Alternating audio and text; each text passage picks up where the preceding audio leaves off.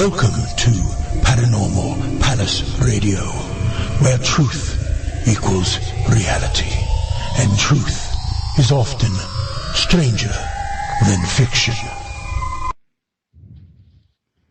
Hello everyone, welcome to Paranormal Palace Radio.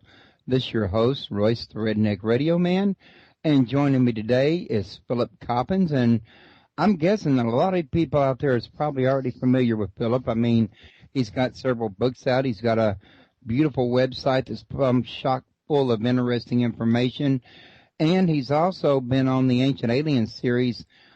Almost all, if not all the episodes. I mean, I watched them with my son, and every time I turn around, I seen Philip's face popping up. So if you folks watched that and y'all didn't see him, you need to watch it again. Also, I want to let everybody know before I get wrapped up like I sometimes do talking, that if you want to learn more about Philip, you can also go to www.philipcoppens.com. And also you can find more of his books on Amazon, Barnes & Noble, or any retailer. And I'm going to have a link up to his book after this show in the archive. Ordinarily, I would have one up already, but to be quite honest with you folks, I just redesigned my set last week because somebody mentioned that they thought that my player would be in a better place, and when I redesigned it, I forgot to put the link to the book up like I always do, so I made a boo-boo while I was focusing on something else. But when I move it to the archive, I will move the link to the book with it. Now, what we're going to be talking about today is he's representing Erich Von Daniken on his latest book, Odessey of the Gods. And Erich is telling us how the Greek myths, in his opinion, were actually real historical accounts, and how he's arrived at his conclusion. And I've been reading the book, and I got to tell you, it's really very interesting, and I've come up with questions I never had before, and he's made some very valid points. Also today, on the second hour, we're going to have a 2-hour show today. We're going to talk about Philip Coppen's newest book, The Ancient Alien Question, which sadly I have got the book, but I have not had time to get as far through it as I'd like to. I'd like to have finished it. However, I can tell you from what I've read about it so far, I like it, and it's going to be good. I got to tell you automatically, Philip, I know you're already on the line with me, that I like your approach. I mean, people like you and Stanton Freeman, Kevin Randall, Nick Redfern, y'all all have this, no nonsense. Let's go right to the original source. Let's have our facts to back up everything we say. And while you're doing all of this, you're also looking at the other party's side, so you can provide a well-rounded, picture that's got a lot of realism to it, in other words. Well, thank you, and thank you for having me on the show. And yes, I mean, when you're writing these books, you need to really have in mind that you're talking to a worldwide audience, and I think that a first of all helps the book sales, but also B, it helps getting the message out there. Quite a lot of books I find in all kinds of subjects, but also in the esoteric subject, are quite often extremely narrow in focus, and I'm pretty well versed in the esoteric field, and sometimes I have to kind of wonder, okay, what are we heading in for here? And when those are the kind of books which will never get onto the main platform, and that is really something I think which esoteric authors and anybody in the alternative field always has to aim for. Try to get their book in the big bookshops on the front places, because that is where the message of esoteric and different thinking really belongs. And that's an area where you and me share a common ground, because not only are we both interested in the ancient astronaut theory, or the ancient alien theory as it's sometimes known, but we're also, from what you just now said, both interested in spiritual teachings. I'm a big student and big fan of the Hermetic tradition, for example. I'm pretty sure from listening to you that you probably, have your hand in that as well. Well, if this continues like this, then basically we're going to talk 2 hours about Hermetic tradition rather than anything to do with ancient aliens, because it is absolutely, it's absolutely my passion. It is, other people have called it a perennial wisdom, and I mean, actually tying it back to the subject of the show, I'm actually quite convinced that one of the things which non-human intelligences gave to us in the past was a spiritual discipline. They, just imagine our ancestors, very early on, yes, through psychedelic means, through meditation, to other forms, they probably were able to figure out quite conclusively that there was more to life than just the basic fundamentals of reality. But then the question is what is God? How do you contact God? All of these things. To some extent, could he have figured it out? Of course. But there's definitely quite a bit of tradition which suggests that actually this knowledge, the knowledge of the soul, the knowledge of what happened to the soul and the afterlife, was given to them by non-human intelligences. And the Hermetica is really part of that knowledge which was given to them and which keeps cropping up through the ages and was instrumental in the Renaissance and so many other things. So yes, it's definitely a passion of mine. And I can tell, I mean, I could tell a minute ago it was, but I can tell now it's even much more than I thought it was. But, in a sense, all of this really ties in with Erich's book as well as ours. And, I mean, because let's face it, if you go back and do your study, you do your research, if you read the Sumerian scripts, the Egyptian texts, the Madhurababa, and I probably pronounced that very poorly, what you're going to find out is basically all kinds of knowledge came from what they called were the gods, and that many have speculated to be actual extraterrestrial, although there's one camp that says no, they weren't extraterrestrial, another that says they are. I have to tend to lead with the one that says that they probably were for several different reasons myself. Personally, I know you would agree with that, but I don't know if you have some of the same reasons I do. One of my main reasons is, think about why they even called them gods. I mean, if they met a tribe from another country, they wouldn't say, oh, well, this tribe is better than us for this. Let's call them gods. Mm-hmm. I mean, whoever they were calling gods, they probably had to impress upon them, and they probably had to do it by doing something more extraordinary than the rest of the neighbors around them were doing. Otherwise, wouldn't they just be recognized as somebody they just met? Well, precisely. And, this becoming a god is not as easy as you might think, It's just bear in mind what people are trying to do today, like, oh, I want to be famous, I want to appear on some TV show. Well, the odds today of doing that are actually far better than being remembered for eternity as a god. And you have to really have done extraordinary things to go down. And in the case of Zeus, who was the big daddy of all the gods, you find that just without the ancient alien level, that he is able to do fantastic things. He's able to shapeshift.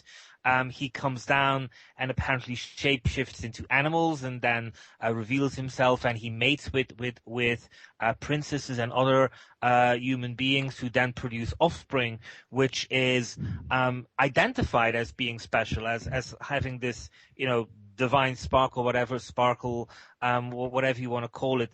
They realize that these kids are something special. He can control the animals. He lives, in far off. He can control the elements. He lives in far off places. He's known to travel all of these things. These are the things which you needed in the past to be identified as a god, and they are above what you would expect a normal human being to do back then and now. The question then is, how do we look upon that? And the rational Western mind, which tries to explain everything away rather than explain everything, is basically saying, well, our poor ancestors, they were they were misguided. They didn't realize what they were looking at. And thunder and lightning, they were just trying to. They just thought that this was animated, and that there was somebody behind it, like a little puppety doll, where there was a master behind it. But we know that things like thunder and lightning do not have anybody behind it, and that is an explaining away thing.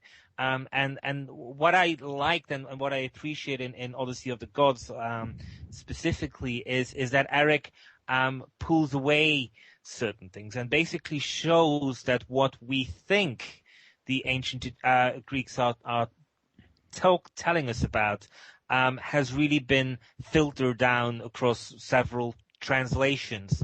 Even I remember, everybody, I think, when they read I keep saying Egyptian, when they read Greek texts, they really are kind of like, bombarded with them in school, and they are literary texts. And even my teachers were saying, oh, well, this is translated literally because it doesn't really make sense in the Greek text. And the Greek text, and the reason why is that we don't understand Greek thinking. Our minds are different from the Greeks, so we don't really understand what they're saying here. And we have been distilling and changing this Greek tradition across the centuries. And what Erich is trying to do is kind of go, okay, enough distillation, let's go back to basic. What are the Greeks saying? And then it becomes far clearer, you're beginning to realize that this machinery which Zeus is describing seems to be quite sophisticated. And the story of Jason and the Argonauts is, I think, the clearest of all, in which today we are led to assume that it is either completely fictional or that it is about a bunch of Greeks who say, hey, let's go to Colchis and get the golden fleece.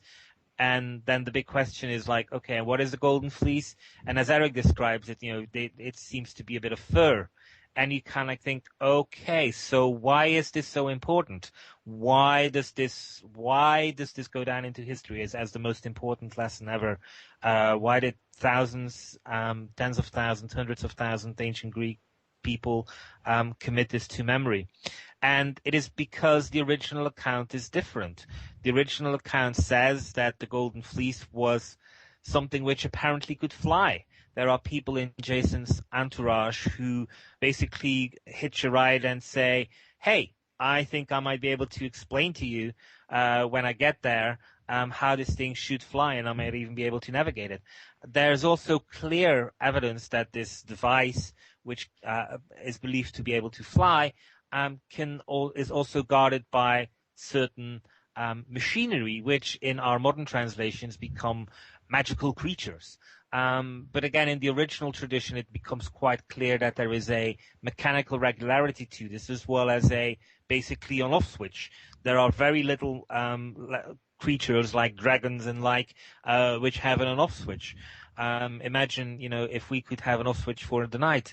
It doesn't work like that. Right. So all of these things are kind of like basically what Erich is doing, and basically saying there is a very solid reason why the ancient Greeks had these accounts, spoke about these people, and it is because they were extraordinary tales about extraordinary events involving extraordinary, quite likely extraterrestrial people. And that is far different from the explaining away which we're trying to do all too often these days. I agree with you. While you're at that about Erich, and that he did do something else in that book that I've never seen another author do, and I've had other authors that have discussed this subject before, and I really appreciated this one. I love this. But he went in and described the actual process for inscribing cuneiform into clay tablets, because it is a huge process. It's a lot of work. And the whole entire point behind this is they had very few people that actually mastered this art. There were problems with it, tablets cracking or not coming out right. And to be allowing people to just put flights of fancy into this kind of deal was not happening, in other words. I mean, you don't just, get just a hand-picked few scribes that are specially trained to do this particular type of work with this kind of stylus and make these less mistakes. And then let's make up some stuff about Mary Poppins on here. You know what I'm saying? And he had a great point there. Yes, and I mean, again, when we're confronted with these anomalous events, we have taken on a mantle of trying to explain them away rather than explaining them, and we are, making all kinds of rationalizations as to, precisely the points you're saying, like, oh, well, maybe they weren't meaning to do that. Oh, maybe they were just doing some inscriptions. Well, yes, maybe they were, but is it likely? No. Is it the most logical answer? No.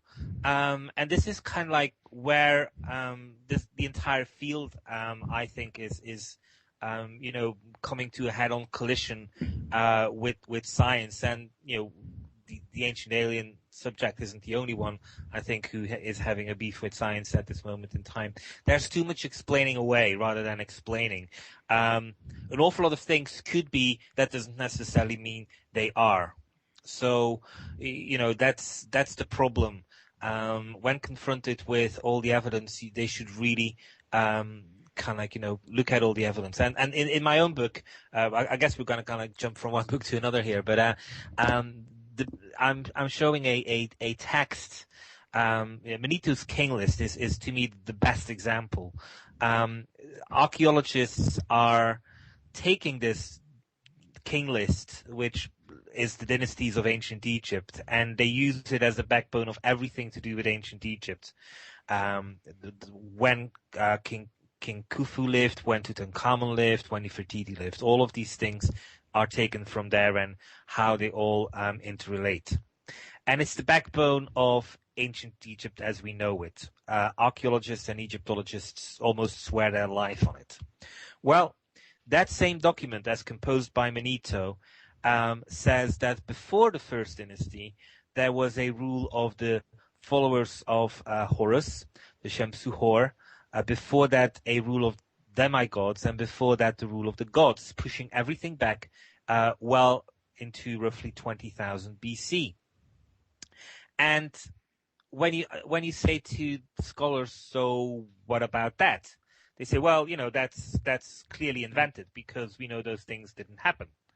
Well, if this is a court of law, basically they would be thrown out, because in a court of law there is a neat little thing which is called basically the singularity of a piece of evidence, which is that if you enter something as evidence, you can't just pick and choose which bit you're going to debate. You have to take in the evidence as a whole, and science gets away with pick and mixing what they like and leaving out what they don't like. And this is the case in Manito's King List as well.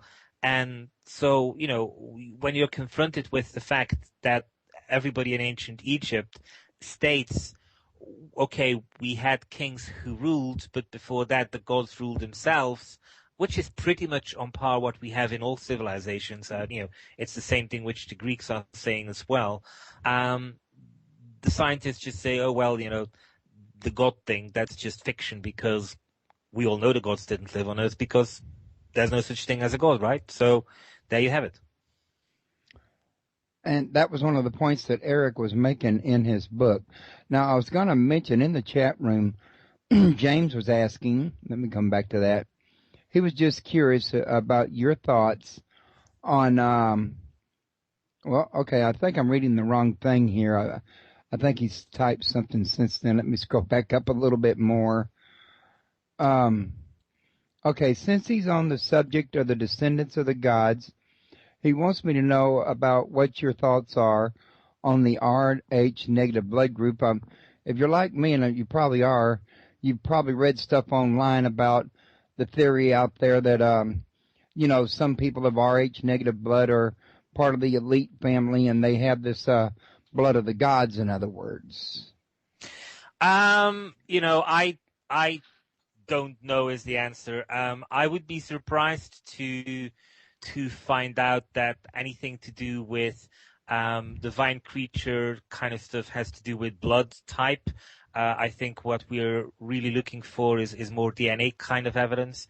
And so, whether we can reduce everything to saying, oh, it's just this type of bloodline. If anything, what it might show about our elite, that they have a specific type of blood type, might be because they were all interbred at one point or the other. So I would first stop there rather than extrapolate too far. I don't see any strong evidence to suggest that we should be thinking in that direction at this moment in time. Further down the line, in a few years from now, who knows? At this moment in time, I think it's too early to go there. And he was also saying another thing that it's piqued his interest is how the ancient Egyptian pharaohs and Roman rulers claimed to be descended from the gods. Is it possible their gods were aliens and they were really offspring of other gods? Absolutely, yeah. There's definitely something there. Now, they were also the incarnation of the gods. One of the things you have to remember, and it's one of these things that I think an awful lot of people know, but they don't take in the width of it, the breadth of it. It's the fact that, take for example Cleopatra. She's notorious throughout. She was seen as the incarnation of Isis. Every queen was said to be an incarnation of Isis. Now, we might think this is quite, nice. We might think it's just a title, but that is not the case. They meant it literally. They meant that this person had a very strong personal bond with Isis. A newborn child of the queen and the king was said to get the Horus energy. When you died, you were going to return to the creator deity, whether he was called Atum or Amun or anything else. So there is a very specific and literal aspect to this. Now, I think an awful lot of the traditions of what ancient Egypt was about have been changed in the last 2,000 years, because we are living in a royalty kind of scheme whereby it's all about blood. Like we have books about the bloodlines of this and the bloodlines of that. And I think that is something which is relatively recent, which has become like a vogue in medieval times and has gone afterwards. I think before it was more about being fit. And we see this in ancient Egypt. A king was said to be the incarnation of the deity on planet Earth, but his task was to communicate with the gods. And after a number of years, normally 20, he had to prove that he was still able to do that. And if he was no longer able to do so, it didn't matter what kind of blood group you were, what kind of, how many times you had ruled and how pure your royal lineage was. It simply didn't matter. You were basically shown the door, and your child was going to take over if he was deemed to be fit. So there was an awful lot of physical fitness, mental fitness, being able to do the task of a king. And so this is, I think, where it boils back to the Hermetic tradition, which basically says it's not good enough to have the proper genes. In fact, genes are secondary. I think, in certain occasions, genes do help. Certain people with certain genetic makeup seem to be more prone to have psychic abilities, whether that is something which was inherited from creatures who existed in the past and that's still amongst us, or whether it's just part of the genetic mix, I have no idea. But what is clear is that in the past it was more about fitness to be communicating with the gods. And, we see that this tradition sometimes, doesn't take into account who you are. The story of Joseph from the Bible is of interest because basically, Pharaoh is confronted with a problem. Pharaoh is looking around his court, which is mostly populated with his brothers, and other family members. They can't explain what's going on. Joseph comes along, and Joseph explains the problem to the Pharaoh, and all of a sudden Joseph is given access to the inner court of the Pharaoh because Joseph has been proven to be fit. He didn't have, when I say the proper genes, from the point of view that he wasn't even an Egyptian. But at some point, it didn't matter to an Egyptian if you were proven to be suited to the task, then you were getting the job. And to a large extent, as with any family industry, if you were closer to the family, you were more likely to get the job than if you were a stranger. But again, if the family wasn't able to meet the needs, then they did go searching outside of their immediate gene pool. That really kind of makes me wonder about the story of Moses and the burning bush and the contest with the Pharaoh's wizards with the snake and the staff. And, I mean, could that have been kind of like Moses proving his fitness at that point? Yes. It's the story of Moses is extremely intriguing. First of all, of course, Moses, there's a part missing to his name. Tutmosis is the name of an Egyptian pharaoh.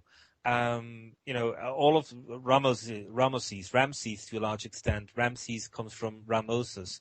It's son of Ra, son of Thoth. So all of these pharaohs, they were titles. They were titles which they took either upon birth or upon taking the office.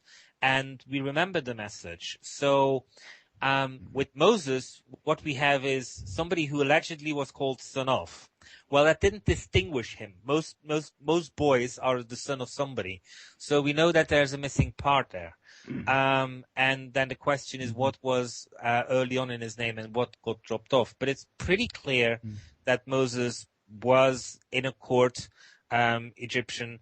Whether he was indeed of Jewish origins or not is a question, I guess, which we either take the Bible at its literary credit for or not. But it's clear that he did leave the Egyptian court and seems to have either taken certain things with him which the Pharaoh wanted back, or definitely was able to show that he had the proper training. And that is very much, again, ability.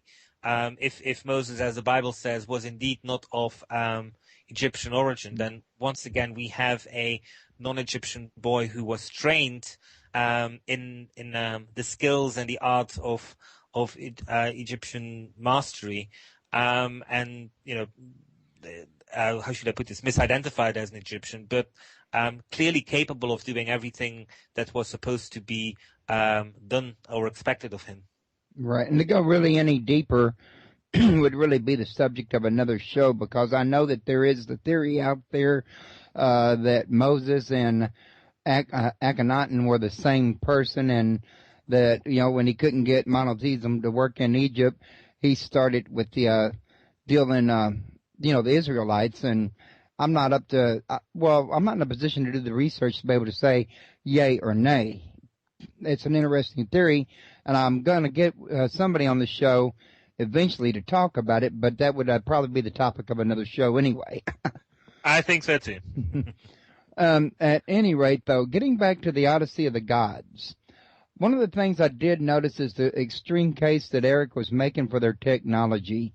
When I say extreme, I don't mean that in that kind of sense that he was going overboard. I'm talking about he made many excellent points, in other words, regarding their technology. And this is something that has recurred time and time again, as the question has always keep coming back.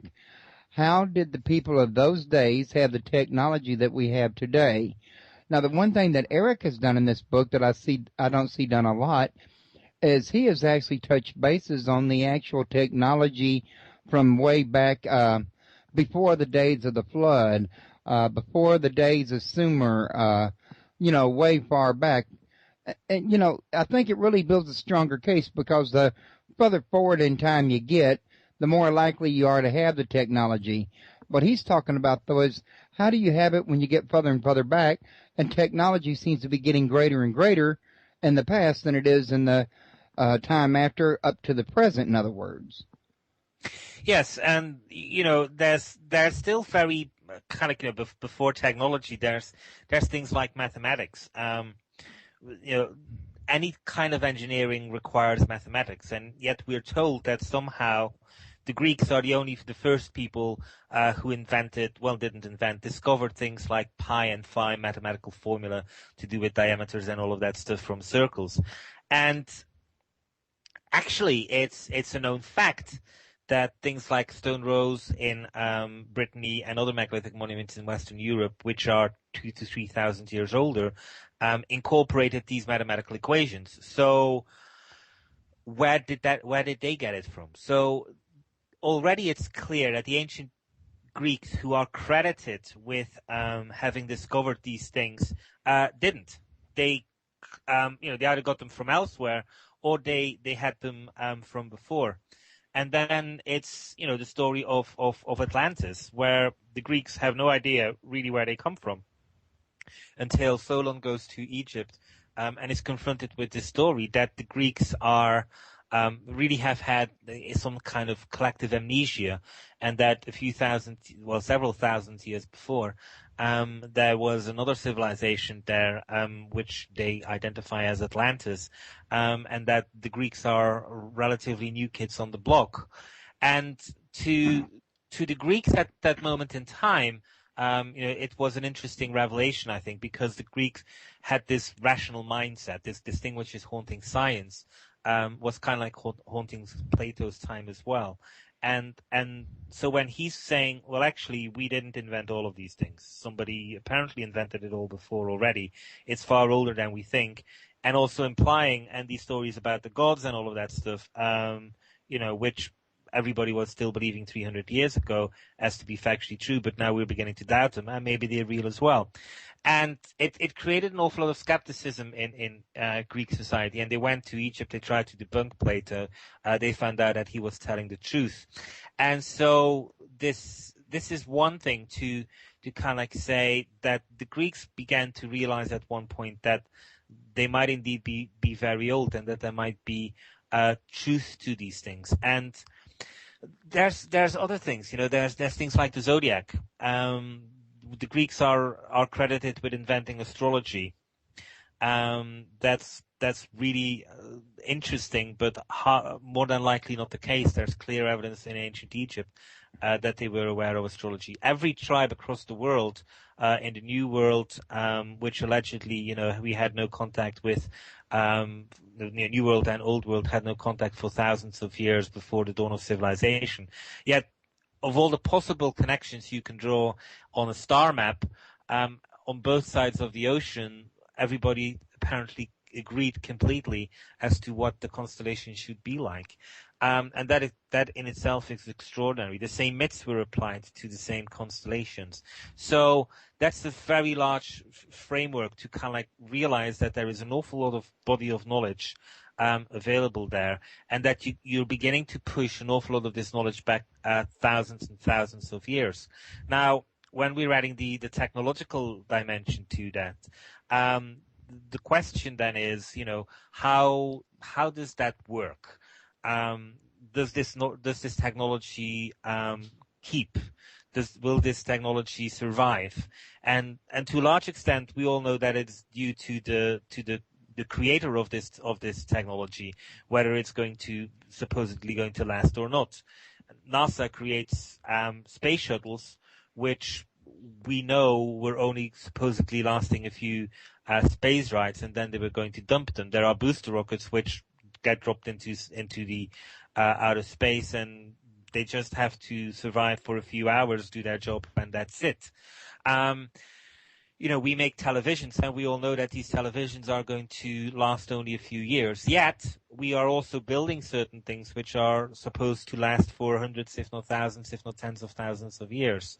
So, the Great Pyramid comes to mind. Some of the building works in Dubai come to mind. And so, when we are confronted with technology, most of it is going to have disappeared by the time it reaches what we describe as ancient Greece, because basically it was old, it belonged to a different era, but some of it might still have survived. And this is where the story of Jason and the Argonauts comes in which basically, we get that sense that some of the old pieces of technology seems to still be around, and he goes in search of it. And so you have that layering effect.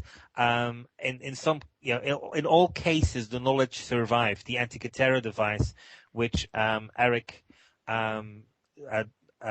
discusses in his book, is one example of a mechanism which was found in 1900 off the coast of Antikythera.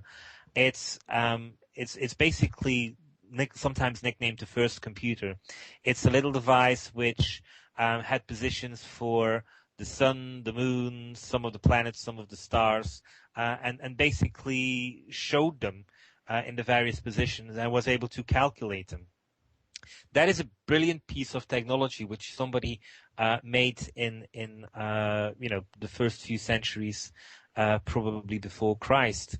But it also shows you two things. One, the knowledge, the expert knowledge which went in there, and then having the applied knowledge, the technology as such.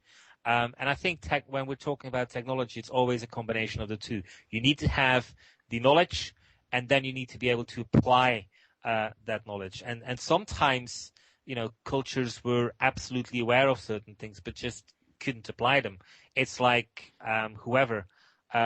Bill Gates being dropped off on the South Pole. He knows how to create Microsoft Windows operating systems, but there might just not be the required ingredients on the South Pole to do them. And so some of this technology across after a certain moment in time also disappeared, and then they really once again just become memories and then drift off into myths and get lost to the mist of time, and we begin to doubt whether they ever existed. Yes. But again, the Antikythera device is one such example of a piece of technology which is real, which you can visit in a museum, and which shows that our ancestors were technologically aware and were able to do certain things. And when we know that is true, then we should once again maybe begin to be less doubtful about all the technological capabilities which the gods were said to possess. Yeah, I was listening to you though. What came to my mind was your book. You actually did one part in your book when you were speculating about what's it going to be like 1,000 years from now. What's going to be left at Cape Canaveral? What are we going to recognize? What evidence are we going to have about our space travel? Is it going to, be some people are going to say, well, no, the moon landing never happened, because you got the people that believe it's a hoax. And I'm not going into great detail, certainly not like you did in your book. But what I'm coming at is that when I read that in your book, and I know I'm jumping here, but you brought it to my mind, is that I had a video I watched from the History Channel about life after history that actually, if you saw it, because I had the people on my show, we talked about this. What would happen 500 years from now, from the year 2000? What would happen 1,000 years, 2,000 years, and so on and so on? And they were doing films that would show if we had all died and there was nobody here to keep up the buildings and trim the weeds and all of that, what it would look like. And, it brought it all to mind, because I'm thinking to myself, it would be almost like restarting, much like it must have happened back at Noah's flood. Mm-hmm. Yes, I mean, again, we are 40 years after the moon landing, 42, and there is extreme doubt. We have some people who went there still alive. They're not talking very much, but they're still alive. And everybody else is already doubting this possibility that we actually went to the moon. And, just extrapolate that and think of a different culture who is told that 400, 500 years ago, their ancestors did certain things. As I said, the ancient Greeks were extremely incredulous in the 4th, 3rd century when Plato was around. When he was talking about Atlantis, they went to Egypt hoping that they could debunk him, and they couldn't. And so, we are doing that same thing, whereby we think we're the first. We're clearly not, and civilizations disappear so quickly. One of the best examples, I think, is that when the Spanish conquistadores went into the Amazon, they were confronted with vast towns. They said that in some of these towns, thousands of people, maybe even 10,000 people were living. And they described the beauty of the cities, the way these people were dressed. This was extraordinarily beautiful. And then 10, 15, 20 years later, the second wave of Spanish conquistadores comes in the Amazon, and all they find basically is giant trees and water. And they go, what just happened here?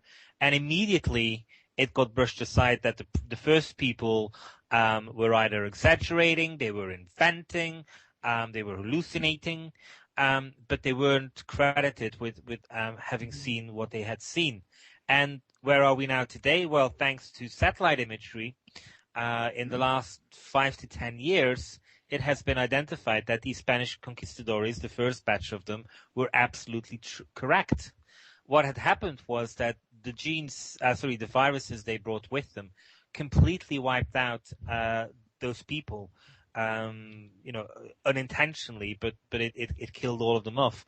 And within a period of 10, 15 years, if you've ever been to the Amazon, you know that the Amazon takes over in a matter of hours, so to speak.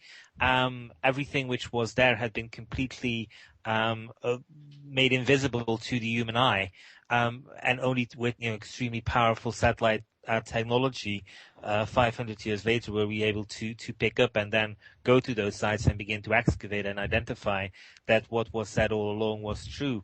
But I don't think very much of what we are doing in Cape Canaveral is going to survive. When you look at the moon landing tapes from the 1960s, I think 500 years from now, if all of that remains, then they probably will be classified as a very bad B movie, and they might be persuaded, with better evidence, like Independence Day, that we were invaded by aliens, because Emmerich's special effects is far more lifelike than what we are seeing on the NASA tapes.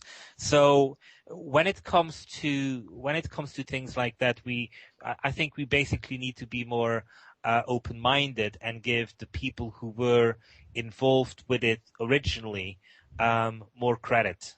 Eyewitness testimony counts for something, and just because it sounds unbelievable doesn't mean it didn't happen. It just means that what happened was extraordinary. Yeah, I would agree.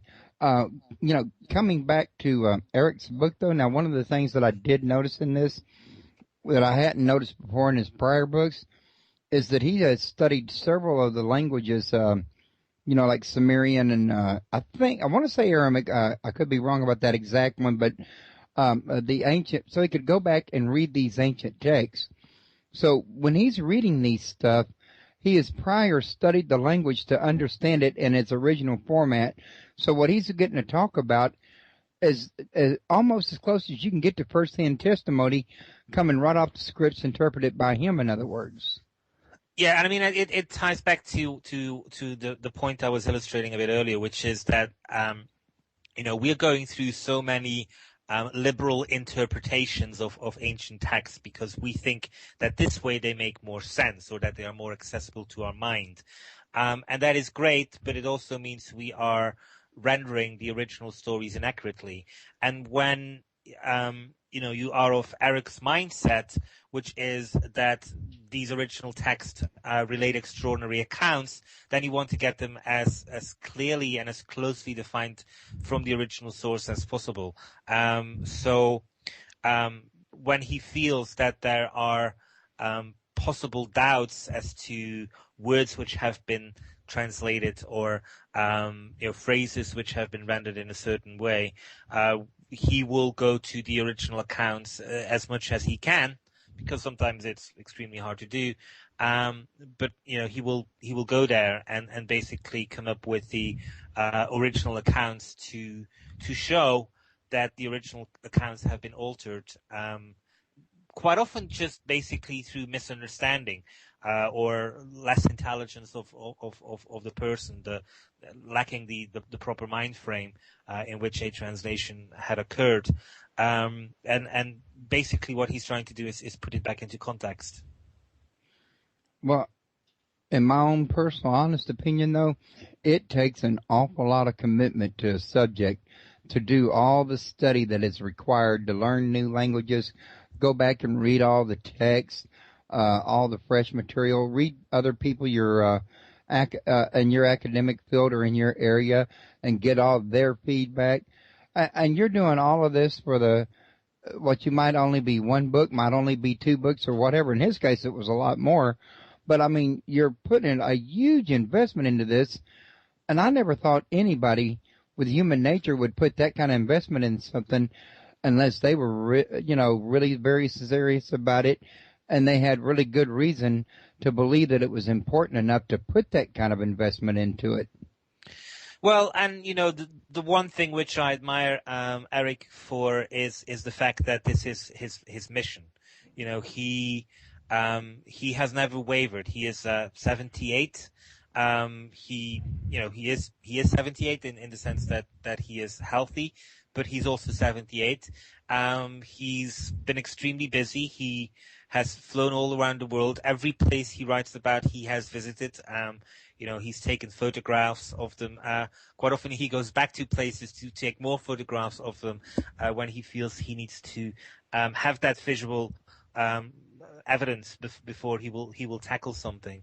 So he is thorough, he is dedicated, and he's been doing it for since the 1960s. His first book came out in 1968, Chariot of the Gods, and he has continued ever since. He has never he's never stopped asking the questions. And to a large extent, why my book was called The Ancient Alien Question, why the question came in the title, was pretty much as a tribute, because Erich in his first book put in 237 question marks, whereby he basically challenged science and saying, you didn't explain this one. You didn't explain this one. You really haven't looked at this either, have you? And not all of the things which science hasn't looked at, obviously they're not, connected to an extraterrestrial origins, but there are several for which that question does stand, where you can pose the question whether or not that is the bailiwick of ancient aliens.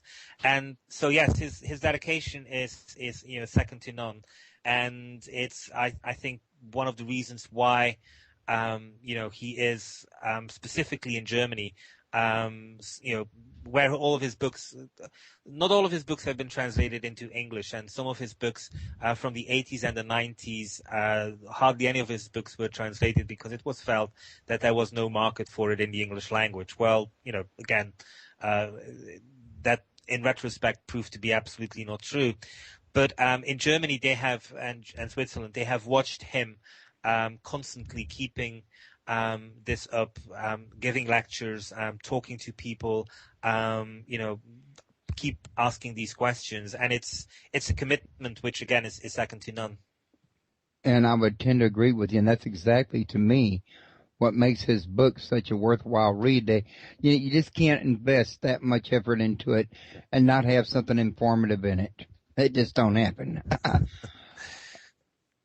No, absolutely, and again, he doesn't write books because he's an author. He writes books because he has a message which he wants to get out. And books, lectures, television appearances, they're a medium for him to get that material out. Yeah, I would tend to agree. I don't think it's just him. To be honest with you, Zachariah Sitchin, yourself, Lloyd Pye. I mean, the list goes on. There's a bunch of you folks out there that, yes, you do write books, but it's just another means, really, of informing people that, hey, there's a picture here they need to look at. If you didn't write a book or get on TV, how would anybody know there was another picture to look at? You got to get it out there somehow. Yeah, and television is a great medium, but it is also a medium which requires a certain format. In a book format, you have more liberty. You can, because basically the television is controlled by time. Here is 1 hour of television, and roughly you can get this amount of information into 1 hour of television. With a book, it doesn't matter that much. In a book, you just, if certain people can read a book from cover to cover, in a matter of hours, others will take days, others will take weeks, if not months. But it doesn't matter. It is at your own pace to go through. With television, that's just not the case. Television is what I would call a more common experience, in the sense that it is a more shared experience, in the sense that it's not just for the individual viewer, whereas a book is. It doesn't matter how quickly the pace of reading the book is, and so it's not always the best medium to get certain things out, but it definitely is one of the an important medium, and one where you have still liberty to do so. You don't all in a book again. Erich will make sure that he always has the visual aids to illustrate it. But in a book, you're not relying that much on the image, whereas in television you are. You need to be able to show it. On radio, obviously, you can't show anything at all. So a book is a nice combination of those two and is not bound by time. So that's why we all, I think, use it still as the medium to get our message out. Yeah, and the world needs people like you that are willing to say, "Hey, something is wrong here. Let's everybody take a look." Because if they didn't have people like you that were doing it, everybody would just stay on in the status quo. And Jesus would refer to it as the blind following the blind. They'll all land in a ditch. In other words. But I want to get back to this because we're almost out on the first hour, and we're fixing to move on to your book. And one of the things I did want to get out about Erich's book that I didn't get to cover as much as I'd like to because time is so short, is you said something. He said something in it that really took me by surprise. That was the first I ever knew about King Solomon having a hot air balloon. How did he find out about that? Well, I actually don't know how he found out about it.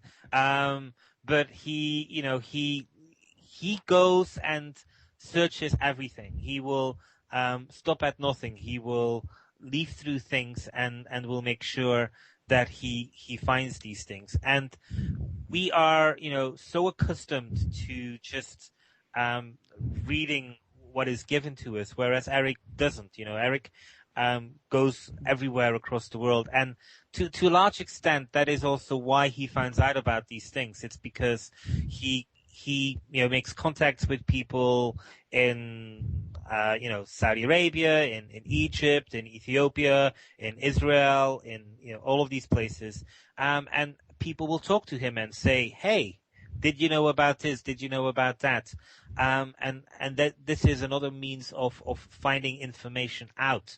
You become the kind of the point of contact where people begin to speak to you. It happened to me a few weeks ago in Las Vegas, where I was in a taxi ride, and the guy recognized me from the series, and the guy was from Iraq, and basically he said, we've grown up with this stuff. My family is from a tradition who's always said that our ancestors had extraterrestrial contacts, that the gods were extraterrestrial. And this information, he was in his 50s, this information dated back several decades, long before the time of Erich Von Daniken or anybody else had begun to write about this. So people come to you, information comes to you, and you find out that what we think about Solomon is not just what we read in the Bible, but there is far more information about him. Some of it is legendary in the sense that it doesn't come from historical accounts, but some of the information is from historical accounts, and yes, it's Solomon is not alone in the sense that he had interesting devices. Okay, now James was just saying in the chat room that I should get Erich on my show, but it's been to my knowledge that usually either you or Giorgio, usually Giorgio Too Close, represents him here in America. I'm assuming that that's because he don't speak English. He speaks English perfectly. The problem is that, as I said, Erich is 78 years old. He's for speaking English. It's very much an effort. For example, I have 39 radio shows lined up over these few weeks. I'm 40. I have to sometimes get up in the middle of the night to do them.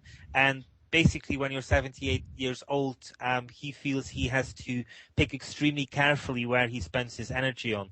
And basically, promotion of his books in a foreign language is just something which he feels drains too much of his energy. He is cutting back on long distance flights. He has again been doing this for over 40 years, and he is carefully picking how he feels he can contribute the most by wasting, in the sense of physically wasting as little energy as possible. And that makes a lot of sense. It really does, and especially for a man like him. I mean, it's a pretty well-known, very well-known fact that you got a man that over the last 40 years has probably traveled through every corner of the planet, has, or at least it would seem like he has. And, well, yeah, now that he's getting up in his 70s, almost 80s, I would imagine that, things just ain't as easy as they used to be. No. And that is precisely why he is picking very carefully again to make sure he can continue doing this for the rest of his life and the rest of a long life, rather than again physically wasting capabilities by not necessarily doing crazy things, but just where your body as a almost 80-year-old isn't really all that happy about. Well, I tell you what, I'm 52. I can kind of tend to understand that a little bit. I'm at 52, and I still got one kid that's 17, so I haven't got all my kids quite out on their own yet. Uh-huh. But, yeah, and James was just mentioning the fact that he ages well. He just saw him on Ancient Aliens, and he didn't look like he was 78. And I saw the show. Me and my oldest son, Royce, saw the 5-episode series and the 10-episode series. And actually, he looks a lot better than Sitchin did at that age. And I'm not trying to down, Sitchin, don't get me wrong. I'm just talking about, as far as graying hair, wrinkles, that sort of thing. Yeah, well, certain people just seem to have a better constitution. I sometimes see people and they tell me their age, and I kind of think, Christ, I would have guessed you were 20 years younger, and sometimes I'm 20 years out that they're 20 years older than they really are. So certain people age better than others. Yeah, that's true. It just, who knows why? Just kind of weird. Nobody knows why. So, at any rate, we're about 3 minutes away from being 1 hour into the show. I thought now would be a good time to see if you might need to take a break, take a pause for the calls or anything like that, get you some water or whatever. We could take a short break before we go into your book, or if you like, we can just go ahead and move right into it. I'm fine with just moving right into it.